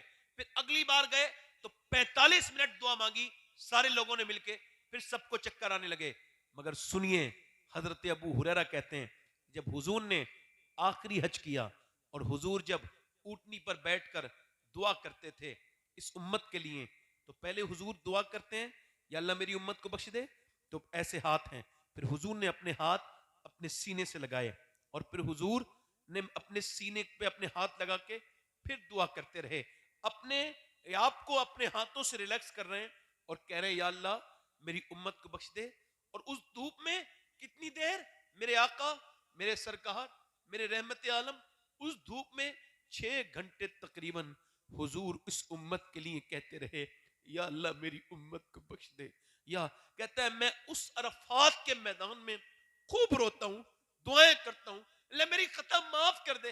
फिर वहां मैं असर पढ़ता हूं, मगरिब इशा पढ़ के मिला के मुजदलिफा में पढ़ता हूं। मुजदलिफा में मैं कंकरी बीनता हूं, फिर कंकरी बीन के मैं मिना जाता हूं। मिना से रमी करने जाता हूं, रमी करने जमरात पर कंकरी मारने। कहते कंकरी मार के काबे आता हूं। काबे के बाद फिर मैं फिर सफा मरवा करके फिर मिना आता हूं, जानवर कुर्बान करके, सर मुंडा के, कपड़े पहन के दुआ मांग रहा होता हूं, अल्लाह मेरा हज कबूल कर ले। तो कोई अल्लाह का वली पीछे से आता है और कहता है, अल्लाह ने तेरा हज कबूल नहीं किया। क्यों? कहने लगा, मैं अपनी माँ का गुस्ताख हूं, मेरी माँ मुझसे नाराज होके मरी है। मैं शराब पीता था, शराब के नशे में एक दिन अपने घर गया, रमजान का महीना, माँ को देख के बोला, खाना दे दे। रोटी बना रही थी तंदूर के सामने बैठ के। मैंने माँ से कहा, खाना दे दे। मेरी माँ मेरी तरफ देख के बोली, शर्म नहीं आती तुझे? शराब पीता है रमजान के महीने में, बदतमीज, तुझे शर्म नहीं आती? कहते हैं, मैं कांप गया और मैं गुस्से में कांपने लगा और जोर से अपनी माँ के जन्नाटेदार हाथ मुंह पे मारा। कहते हाथ लगना था, कमजोर थी मेरी माँ, लुढ़क के गिर गई उसी आग के अंदर जिसमें रोटी बना रही थी, और गिर के वो तड़पने लगी, झुलसने लगी।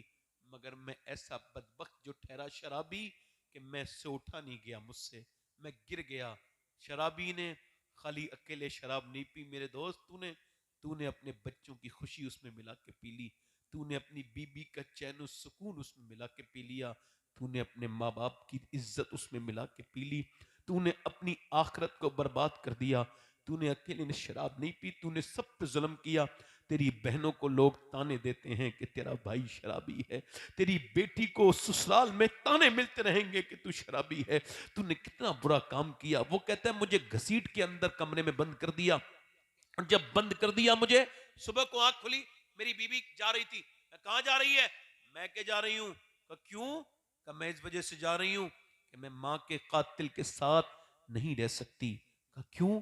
मेरी मां मर गई। हाँ मर गई, 9 महीने पेट में रखने वाली वो मर गई। तुझे 9 महीने पेट में रखने वाली मर गई। आज वो मर गई और वो ये कह के मरी कि मेरी सूरत मेरे बेटे को ना दिखाना। वो जिसने तुझे 9 महीने पेट में रखा, सर्दी के मौसम में डायपर के जमाने नहीं होते थे पहले, जब पेशाब तूने कर दिया तो तेरी माँ तेरे पेशाब पर लेट गई। क्या कोई माँ के अलावा कोई पेशाब पे भी किसी के लेट सकता है? अल्लाह अकबर। मालिक बिन दीनार कहते हैं मैंने उसके मुंह पे फिर थप्पड़ मारा। बदतमीज, हज करने आता है माँ को कत्ल करके। कहते हैं मैं सो गया, हुजूर का दीदार हुआ, मेरी किस्मत चमकी। नबी ने फरमाया अरे तूने उसको क्यों डरा दिया? मालिक बिन दीनार तूने डरे हुए क्यों डरा दिया? मैंने अर्ज की हुजूर वो माँ का गुस्ताख है, माँ को मारा, कातिल है। अल्लाह के रसूल ने फरमाया अल्लाह उसे बख्श देगा माँ की बदौलत। का कैसे? कयामत के दिन उसकी माँ दावा करेगी अल्लाह इसने मुझे जला के मारा था, मेरी क्या खता थी? अल्लाह फरमाएगा जहन्नम में डालो इसे। फरिश्ते जहन्नम में घसीट के ले जाना है। अब ये तड़प रहा है, अल्लाह ने इसको तौफीक दी है, आवाज दे रहा है माँ नहीं सुन रही है, माँ नहीं सुन रही, फिर दे रहा है माँ नहीं सुन रही आवाज, फिर कह रहा है माँ। अल्लाह का करम हुआ, मुस्र हकीकी, फाइल हकीकी अल्लाह। आवाज आई तो माँ ने कहा क्यों आवाज देता है, क्या बात है? कहेगा वो मेरी माँ, मेरी उंगली जल गई थी तो पूरी रात पानी में मेरा हाथ डालती रही थी और रोती रही थी मेरे साथ, उंगली जली थी, अब तो मुझे जहन्नम में डाल रहे हैं, ये जहन्नम की आग से नहीं बचाएगी। मैं तेरा बेटा नहीं हूं, सोच तो मैं वही बेटा हूं। उसकी तरफ देखेगी और फिर अल्लाह की बारगाह में अर्ज करेगी मेरे मालिक मेरे बेटे को माफ कर दे, मेरे बेटे को माफ कर दे। अल्लाह फरमाएगा इसने तुझे जला के मारा था, तड़पा तड़पा के मारा था, हाँ मारा था, मगर है तो मेरा बेटा, है तो मेरा लाल। दुनिया में हर चीज मिल जाएगी मगर वो माँ नहीं मिलती। ऐ मेरी माँ, मैंने आवाजें बहुत सुनी मगर तेरा लहजा जब से खामोश हुआ फिर ऐसा लहजा कभी ना सुना। अरे है वो आवाज देने वाले तो बहुत हैं मगर जब वो आवाज देती थी उसकी आवाज में न जाने कितने मौसीकी छुपी थी। वो अकेली आवाज कितनी प्यारी थी। घर में सब होते हैं मगर जिस कमरे में माँ हो, कितना भी अच्छा घर बना हुआ हो, कितने भी अच्छे कमरे डेकोरेट हो, मगर जिस कमरे में माँ बैठी हो उसकी रौनकें अलग होती हैं। उसकी अम्मी आयशा रोने लगी, हुजूर आए। आयशा तुम रो रही हो, क्या हुआ? हुजूर एक औरत को देखा था, आई थी, मुझसे बोली भूखी हूं, मैंने उसको 3 खजूर दे दी। उसके 2 बच्चे थे, उसने 1 खजूर एक को दी, एक दूसरे को दे दी, मगर बच्चे अपनी खा गए। अब माँ की तरफ देखने लगे, माँ मुंह में रखने वाली थी। माँ ने देखा मेरे बच्चे देख रहे हैं तो माँ ने मुंह से निकाली खजूर, आधी उसके मुंह में दे दी, आधी दूसरे के मुंह में दे दी और फिर अपने बच्चों के सर पे प्यार करते हुए निकल गई। उसने ऐसा प्यार करने वाली तुम्हारे घरों में मौजूद होती है और तुम किसी पीर की दुआएं लेने चले हो, तुम किसी आदमी की दुआ चाहते हो, किसी को पैसा भी दोगे, पीर को भारी नजराना भी दोगे, उसके मुरीद बहुत होते हैं, क्या पता दुआ करे याद रहे न रहे। मगर अगर माँ से एक बार कह दो ना मेरी माँ परेशानी में फंस गया हूं, ऐसी दुआ कर दे, मुझे नहीं पता किस पीर की दुआ कितनी कबूल होती है, ना मैं मुनकिर हूं ना मैं इनकार कर रहा हूं, मगर मेरा ईमान मेरे नबी की हदीस पर है। मेरे आका फरमाते हैं माँ बाप की दुआएं ऐसे कबूल कबूल होती है, जैसे नबियों की दुआएं अपने जो है वो उम्मतियों के हक में कबूल होती है, ऐसे माँ बाप की दुआएं होती हैं। वैसे तो सब हैं, मगर दुनिया में माँ कोई नहीं, दुनिया में बाप कोई नहीं। अगर कोई पीर है तो बाप है, अगर कोई लायक ताजीम है तो माँ बाप है। एक रब है, एक ही उसका रसूल है, एक ही माँ है, एक ही बाप है, ना माँ का दूसरा है ना बाप का। अल्लाह अल्लाह अल्लाह नारे तकबीर नारे रिसालत बस अहादीसे मुस्तफा अज़मते वालिदैन सैयदी शबाहत मियां साहब क़िबला उर्से निदाई फैज़ाने बाप निदाई। जिंदा है। एक बात और करते हूं, बाप जिंदा है, बाप की कदर करो। दाढ़ी सफेद है, तेरी वजह से सफेद हुई है। हम लोगों की दाढ़ी भी सफेद हल्के हल्के होने लगी। जब बच्चे हुए तो एहसास हुआ कि हमारे माँ बाप ने कितना एहसान किया था हमारे ऊपर। बाप जिंदा है, उसको सताओ मत, उसको तकलीफ न दो, उसके हाथ चूमा करो। एक बात अपनी बहनों से कह के अपनी बात खत्म कर रहा हूँ। बैठी है मेरी बेटियां, मैं अब तकरीर नहीं कर रहा हूँ, एक पैगाम दे रहा हूँ, और मुझे दिल से वादा करना है कि सब लोग इस पे अमल करेंगे। पैगाम यह है कि 6 साल की उम्र से लेके 10 साल की उम्र तक अपनी बेटियों को पाबंदी से इस्लामी लिबास पहनाना है और उनके सर पे दुपट्टा रखना है। क्योंकि होता यह है कि छोटी बच्ची को आपने नजरअंदाज किया। एक साहब ने अपनी बहन को पहनाए थे जींस पैंट, आज से 12 साल पहले।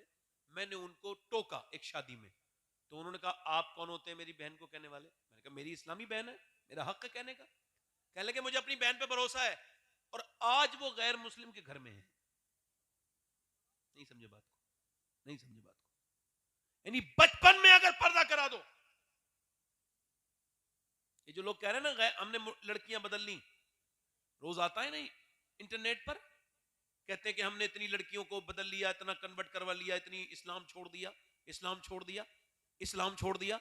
मैं अफसोस करता हूं उन लड़कियों पर जो गई हैं, बड़ा अफसोस है। मगर मेरा ईमान ये कहता है, और ये कहता है मेरा ईमान, कि वो लड़कियां जिनके दावे किए जा रहे हैं इस्लाम छोड़ दिया, उन्होंने इस्लाम समझा ही नहीं था। अगर समझ लेती तो जान दे देती, छोड़ती नहीं। नारे तकबीर, जल्दी बोलो। जरा दोनों हाथों को उठाकर नारे तकबीर नारे रिसालत अज़मते इस्लाम मज़हबे इस्लाम पैगंबरे इस्लाम। अल्लाह। अम्मी आयशा फरमाती हैं, अच्छा जिन जिन औरतों को पर्दा करना चाहिए वो नहीं करती। अच्छा मतलब अब वो जवान बेटी को बूढ़ी माँ लेके जा रही है, बूढ़ी माँ पूरे बुर्के में और जवान को बुर्का ठीक से नहीं पहनाया। छोटी बच्ची को पर्दा कराइए। और ये जो लोग कहते हैं कि फलां ने इस्लाम छोड़ दिया, इस्लाम नहीं छोड़ता कोई। इस्लाम को अगर छोड़ने की बात है तो फिलिस्तीन को देख लो, कोई आजमा के देख ले, मुसलमान जान देता है मगर अपना ईमान। ये बात सुनी थी मगर फिलिस्तीन को देख के समझ में भी आ गई। एक भी खबर नहीं आई, एक भी मुसलमान ने किसी यहूदी से डर के इस्लाम छोड़ा। क्या बात है मियां? छोड़ा इस्लाम किसी ने? बोलो छोड़ा इस्लाम किसी ने? 10 लाख 1 लाख के तकरीबन लोग शहीद हो गए, 1 लाख के तकरीबन अराउंड आगे पीछे, कुछ लोग ज्यादा बताते हैं कुछ कम, मगर इतना। अभी जंग जारी है, जंग क्या जुल्म जारी है अभी। अच्छा वो वहां आग लगी थी ऑस्ट्रेलिया के जंगलों में, ट्विटर हैंडल एकदम एक्टिव हो गया, ट्विटर के लोग एक्टिव हो गए, अरे नहीं नहीं आग नहीं लगनी चाहिए, जानवर बचाओ, जानवर बचाओ, बुझाओ आग, बुझाओ आग, बुझाओ आग। सारे बॉलीवुड नेता, ये वो दुनिया भर के पॉलिटिशियन सब। मगर फिलिस्तीन के कितने लोग शहीद हुए? किसी बॉलीवुड वाले ने ट्वीट नहीं किया, किसी हॉलीवुड, चूंकि मुसलमान थे। मुसलमानों का कौन है? उनका रब है। 10,000 बच्चे शहीद हुए हैं, उससे भी ज्यादा, जिनकी उम्रें कम हैं 10 साल से। माँ एक बयान करती, मैं कल देख रहा था, बयान कर रही थी, मैं अपने बेटे को 4 साल के उठाने गई तो मेरे बेटे के सिर्फ हाथ मिले, बाकी जिस्म उसका था नहीं।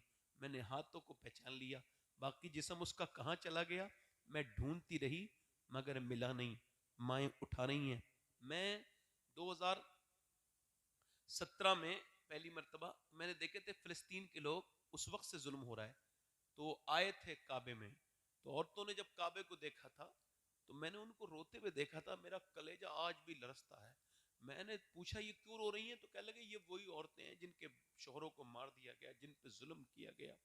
वो छोटे छोटे बच्चे हैं, छोटे छोटे उनको, अच्छा एक एक ब्रेड पर 3-3 बच्चे हैं। मगर वो जो बात बताना चाह रहा हूं वो ये है कि उनमें से कुछ औरतों का बयान आया, उनमें से किसी एक औरत का जूता मुझे मिल जाए तो मैं अपने कफन में रख के वसीयत करूंगा कि मेरी बख्शिश के लिए मेरे कफन पे रख देना। उसका जूता किसका? वो मुसलमान औरत जिसने ये बयान दिया कि हम जब रात को सोते हैं तो बुर्का ओढ़ के सोते हैं। कहा क्यों?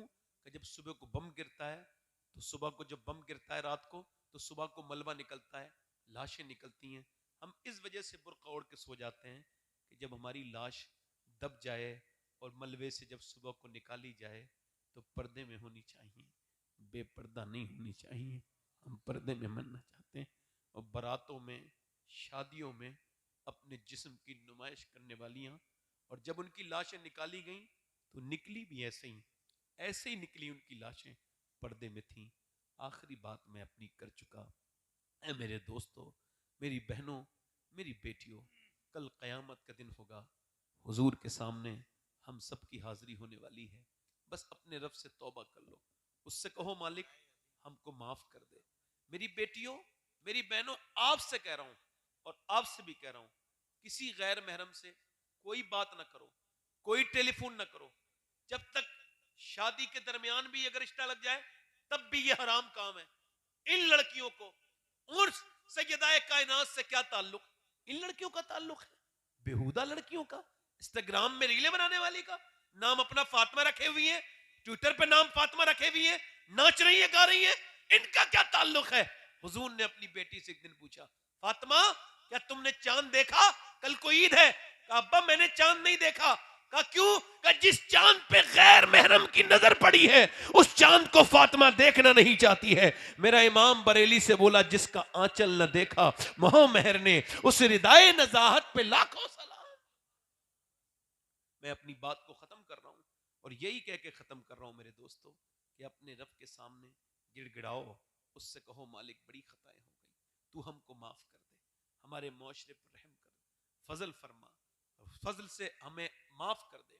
और आखिरी बात यह है कि मैंने बड़े लोगों को दफन किया है। ये जो तकरीर कर रहा है ये भी मर जाएगा, ये सुन रहे हैं ये भी मर जाएंगे। आज से 50 साल के बाद कोई नहीं होगा, हमारी सूरतें लोग भूल जाएंगे। कौन होगा? कोई नहीं, कब्रों में होंगे। अल्लाह फरमाते हाय गाफिल वो क्या जगह है जहां 5 जाते हैं 4 फिरते हैं। यानी जनाजा ले रहे हैं 2 लोग कब्र के अंदर हैं और 2 बिल्कुल नीचे हैं। अब 2 ने लिया 5 हो गए और 2 को दिया, उन 2 ने उसको अंदर रखा, कब्र में रख के वो 2 बाहर आ गए, ये 2 बाहर आ गए।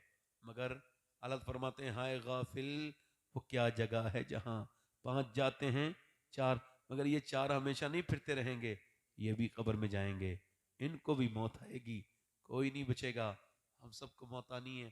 मेरे दोस्तों तौबा कर लो, अपने रब से कहो मालिक हमको माफ कर दे, तो वो बड़ा ही माफ करने वाला, बड़ा ही मेहरबान है। एक औरत थी, वो बड़ी जो है वो मशहूर हो गई बदकारी में, खूबसूरत ज्यादा थी पुरानी उम्मतों में, मूसा अलैहिस्सलाम के जमाने में। और अपना घर बना लिया, बैठती थी, दिन में गाहक तय करती थी और रात में उनको बुलाती थी, ये उसका मिजाज था। दिन में दुल्हन बन के बैठती थी, गाहक को तय करती थी। एक दिन एक अल्लाह का नेक बंदा गुजरा, उसकी नजर भी जब उस पर पड़ी वो भी बच ना सका। 1 महीने दुआ करता रहा, बचा ले अल्लाह उस फितरे से, मगर वो लड़की दिल से निकली नहीं, इतनी हसीना थी। पहुंचा अपनी पूरी बेच के सब कुछ, उसके पास पहुंचा कि मैंने अपनी झोपड़ी बेच दी है, बता कब आना है, तेरे बगैर सुकून नहीं। उसने कहा फला रात में आ जाना। वो उसको नॉर्मल कस्टमर समझी, मगर वो अब नॉर्मल कस्टमर था।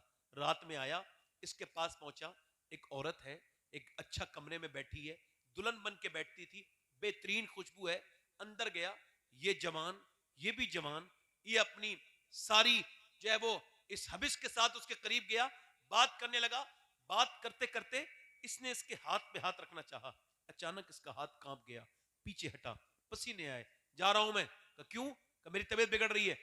तबीयत तो यहाँ बड़े बड़े अच्छों की ठीक हो जाती है, सही बता, क्यों आया था, क्यों जा रहा है? कहा सही पूछना चाहती है?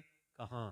कहा सही बात यह है, जब मैं सजदा करता हूँ तब भी मेरा अल्लाह मुझको देखता है, और जब मैं बदकारी कर रहा हूँ तब भी अल्लाह मुझे देख रहा है, और मैं जिना नहीं कर सकता, मेरा रब मुझे देख रहा है। ये कह के कांपता हुआ, रोता हुआ, तड़पता हुआ चला गया। मगर रोया तो वो, इसके दिल में ईमान का बीज बो गया। ये बोली अल्लाह एक दिन आया था, हाथ तक नहीं लगाया, और मैं कितनी कितनी मक्कार हूं, कितनी बदकार हूं, रोती रही। किसी ने कहा मूसा तकरीर कर रहे हैं वहां अलैहिस्सलाम, उनके पास जा, वो तुझे बताएंगे। किसी ने कहा मूसा फला औरत मिलना चाहती है, भगाओ उसे। मेरे पास नाम ले दिया। ऐसा कोई बेवकूफ आदमी था जिसने बीच मजमे में उस औरत का नाम ले दिया, भगाओ उसे। वो तो चली गई, मगर दरवाजा बंद कर लिया उसने, और अपने दरवाजा बंद करके बोली मालिक, मूसा ने भगा दिया तो मैं आ गई, अगर तू भगाएगा तो कहां जाऊंगी? जमी भी खुदा की, जमा भी खुदा का, मकीनो मकान ला मकान भी खुदा का, गुनाहगार बंदे कहां जा सकेंगे खुदा की खुदाई से बाहर निकल के। रोक के बोली मालिक, अगर मेरे मेरे जैसी पापन कोई नहीं तो तेरे जैसा करीम भी कोई नहीं है, अगर मेरे गुनाहों की कोई मुझे माफ कर दे। ऐसी रोई, दरवाजे पे दस्तक होने लगी। तो बोली खोलूंगी नहीं, कोई कस्टमर आया है। फिर दरवाजे पे दस्तक हुई, खोलूंगी नहीं, कोई कस्टमर है। जोर से किसी ने धक्काया, दिल धड़क गया कहीं तोड़ ना दे। दरवाजा खोला, सामने हजरत मूसा अलैहिस्सलाम खड़े थे। कहने लगी आप क्यों आए? आपने मुझे भगा दिया था। मूसा बोले मुझे क्या खबर थी, अभी अल्लाह ने जिब्रील को भेजा है और कहा है मेरी बंदी से कहना वो जो रो रही है ना, उसके आंसू जो गिर रहे हैं, अल्लाह ने उसके आंसू कबूल कर लिए और उसकी मगफिरत कर दी। बोली दो आंसुओं में? मैं तो हमेशा की बदकार हूं, कितने जुर्म किए मैंने जब से लेके अब तक, तो सारे माफ कर दिए? कहा उसने सारे माफ कर दिए, सारे माफ कर दिए, एक बार के आंसुओं में। हाँ, वो कहता है इंसान तू कितने ही गुनहगार सही, मगर एक बार सच्चा रो ले, इतना कि तेरी आंख का आंसू ढलक के तेरे गाल तक आ जाए, मैं सारे गुनाह माफ कर दूंगा। या अय्युहल इंसान मा गर्रक बिरब्बिकल करीम, ए इंसान तुझे किस चीज ने रोक रखा है, ये तो सब तुझे दफन करके आ जाएंगे, किस दुनिया में लगा है? वो औरत चली गई उस इलाके को छोड़ के उसी आदमी के पास, मगर वो उसे देख के बेहोश होके मर गया। उसका ये बोला कि ये तो मेरे घर ही आ गई, अब तो बर्बादी कर देगी। उसके छोटे भाई के साथ शादी हुई, उलमा ने लिखा है 7 बच्चे हुए, 7 वली बने उस औरत के। ऐसा करीम है वो, ऐसा रहीम है वो। आओ जरा अपने रब से तौबा कर लें, उससे कहें मालिक बड़ी खताएं कर ली, और कितने जनाजे उठेंगे तो तौबा करेंगे। ये जिंदगी हुजूर की इताअत के लिए है, और हुजूर की हाथ उठा के बताओ, हुजूर के लिए जान दे दोगे? अपनी दोनों हाथ उठा के बताओ, नीचे हाथ कर लो, माशाल्लाह। तो जान दे सकता है, कुछ भी कर सकता है ना, वो लोग कुछ भी कर सकता है ना। एक दूसरे की तरफ ना देना, देखना, मुस्कुराना नहीं। कितने लोग ऐसे हैं जो हुजूर के नाम पे जान भी दे देंगे और आज से पूरी दाढ़ी भी रखा लेंगे, इस महफिल में खड़े हो जाएं वो नौजवान जो आज से पूरी दाढ़ी रखाएं, मदरसे का कोई बच्चा खड़ा ना हो, नौजवान खड़े हो सिर्फ, जो दाढ़ी मुड़ाते हो बुजुर्ग वो भी। अच्छा वो बुजुर्ग नहीं होता, वो तो बूढ़ा होता है जो दाढ़ी मुड़ाता है। अच्छा यहीं खड़े रहो, ऐसे खड़े रहो, ऐसे खड़े रहो, ऐसे खड़े रहो, ऐसे खड़े रहना। पूरी सुन्नत रखाने वाला और कोई पीछे से है? आशिक रसूल आगे आ जाओ, आगे आ जाओ, दाढ़ी रखाने वाले आगे आओ, इधर आ जाओ, यहां आ जाओ, यहां आ जाओ, इधर आ जाओ। कोई बच्चा ना आए, बड़े बच्चे, बड़े लोग आए जिनकी दाढ़ियां आ चुकी हैं, आ जाओ।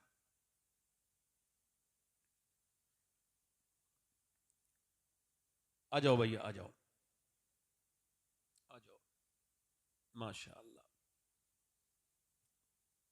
कितने लोग हो गए भैया?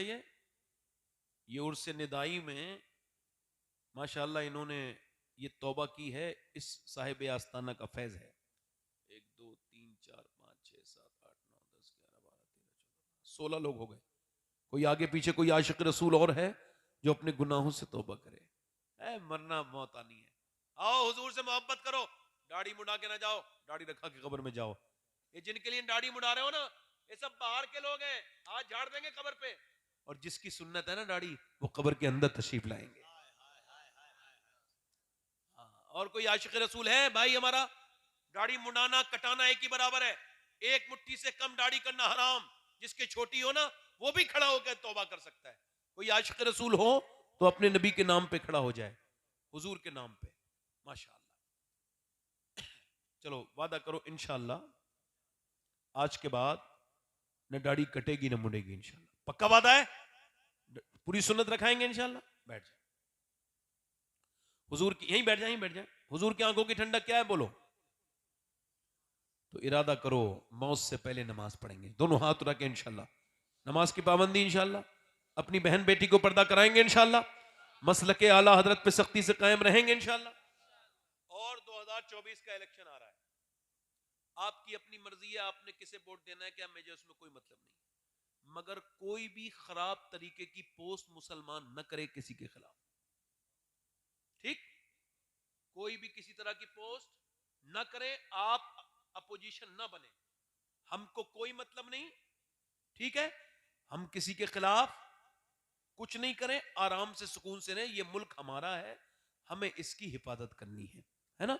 सुकून से रहें, कोई गलत चीज ना लिखें किसी के खिलाफ। अगर कोई खराब भी कहता है तो उसका जवाब अल्लाह ताला फैसला करने वाला है। ये आस्ताना सलामत रहे, इसके जो माविनीन हैं, इस आस्ताने के जो अकीदतमंद हैं, जो मुतक़िद हैं, अल्लाह उनको सलामत रखे। ये हमारे कफील भाई सलामत रहें और ये सारे उलमा सलामत रहें। तौबा करें, अस्तगफिरुल्लाह रब्बी मिन कुल्लि ज़ंबिन व अतूब, पढ़िए ला इलाहा इल्लल्लाह मुहम्मदुर रसूलुल्लाह।